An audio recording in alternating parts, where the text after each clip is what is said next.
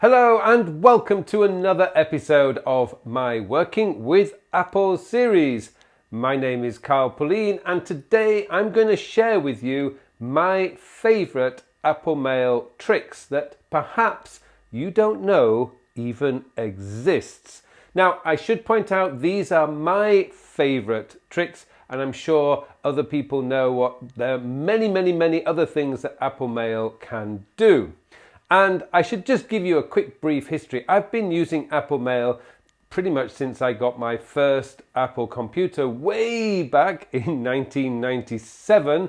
So that means I've been using Apple Mail for 25 years.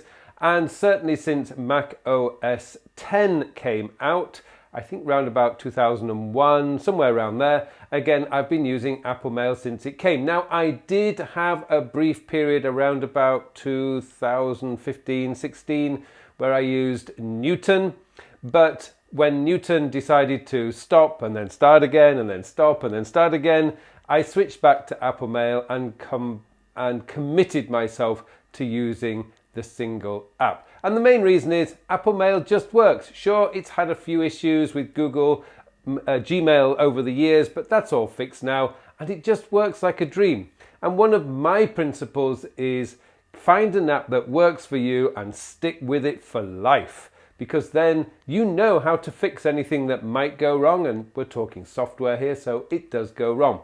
Okay. Before we go any further, I would just like to say if you do get any value from my video, then please help me by clicking on that like, I believe it's down here, the like button down here. And if you haven't subscribed to my channel yet and you want to learn all the latest tricks on using Apple's productivity suite, then please subscribe to my channel. Okay, let's go into Apple Mail now and let me show you my favorite tricks. Okay, so like most people, I don't have just one email account. I actually have four, as you can see down here.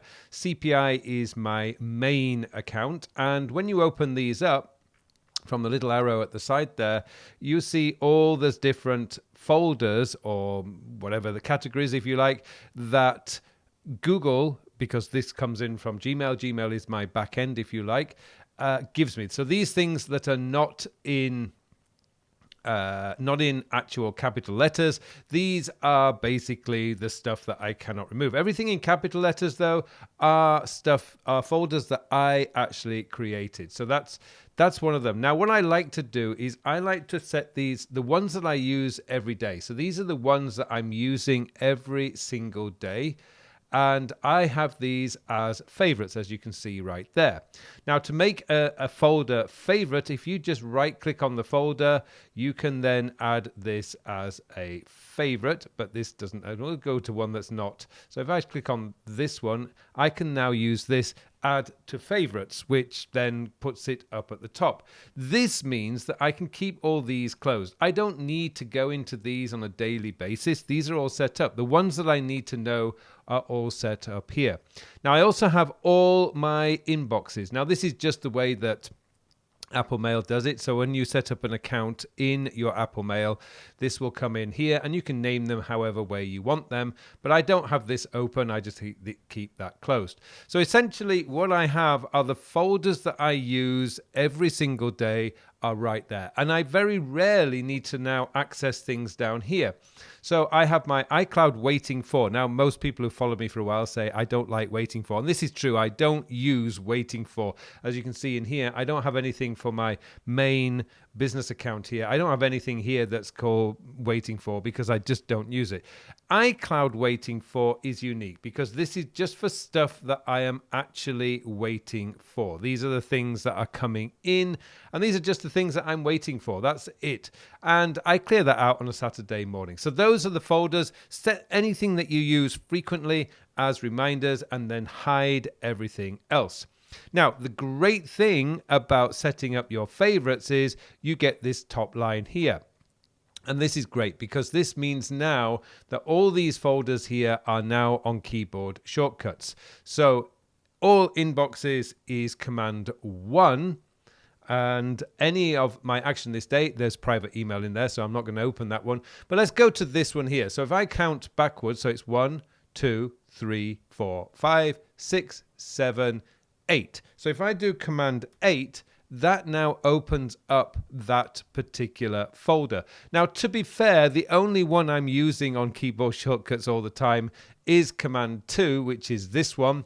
And this is my actionable email for the day. They are all coming in to that particular folder. Now, to get this, you do need to go into your preferences and turn that on.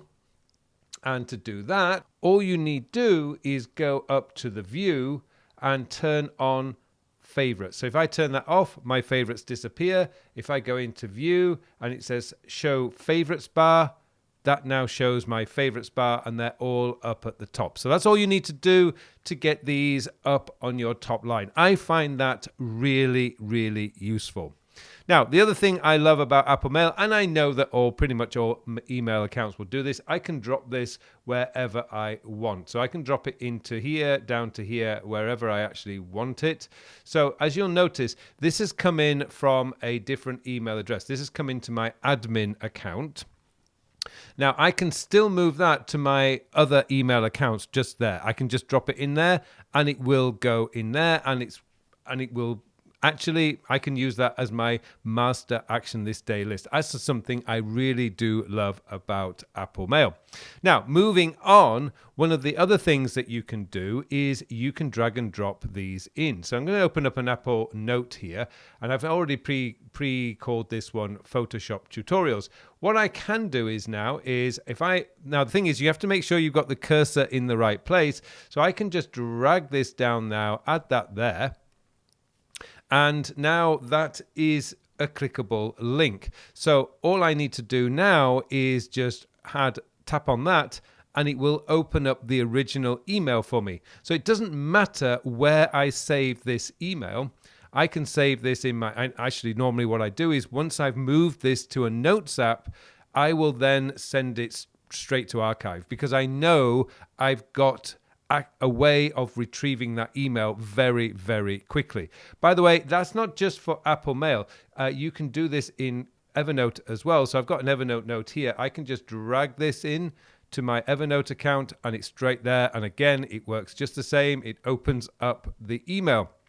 And this is one of the reasons why with project emails, I don't save these to Todoist or anything like that, which is my task manager of choice, because I can just put it directly into the project note and I've got access to it. I can also add comments here related to that email if I need it, and that's just absolutely fantastic.